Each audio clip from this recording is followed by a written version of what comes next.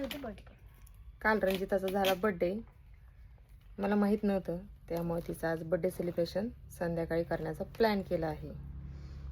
हे माझं funnel packing चालू आहे. इकडे देवा मदत करत आहे आणि आमच्या दीपूचा मेंदू आज गुडघ्यात गेलेला आहे, त्यामुळे मी आज दीपूला व्लॉगमध्ये घेणारच नाही. मग काय, आज मी सर्व फनेल पॅक करण्याचं टार्गेट करून घेतलं होतं. पल्लवीच्या मदतीने पूर्ण पॅकिंग करून घेतलं. बॅगा व्यवस्थित पॅक करून घेतल्या आणि व्यवस्थित पोटमाळ्यावरती ठेवून दिल्या. एक काम पूर्ण झालं होतं, पण दुसरं काम अजून बाकी होतं. तेवढ्यात देवा पेरू घेऊन आली, मस्त मीठ मिरची लावून. इकडे पहा आमच्या दीपिकाचं काय म्हणणं आहे पेरूबद्दल. दिमाग बढ़ता है तो एक कौन खाना चाहिए? ये हमारी टीचर को खाना की एक क्वेश्चन को 1-2 घंटे लगाती है सॉल्व करने में. हाँ. इसलिए टीचर को क्या खाना चाहिए? पेरू. हे पहा, हे सगळ्या शिक्षकांनी खावं असं दीपिकाचं म्हणणं. दीपक आज सुबह एकादश,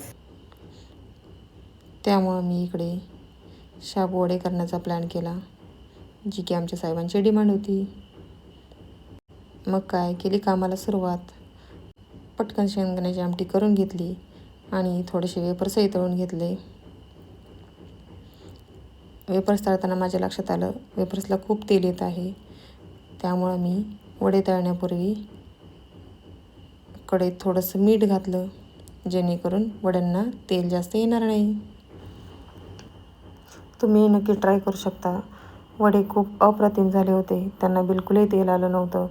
अशा प्रकारे मी सर्व वडे तळून घेतली. मस्त असं वड्यांचा आस्वाद घेतला.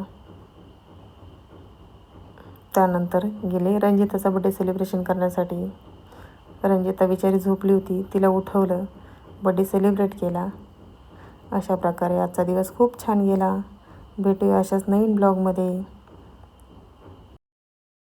आपण सर्वांनी माझ्या चॅनलला सबस्क्राईब केलं नसेल तर सबस्क्राईब करा आणि नवनवीन व्हिडिओ पाहत राहा. Bye bye. भेटूया अशाच नवीन ब्लॉगमध्ये.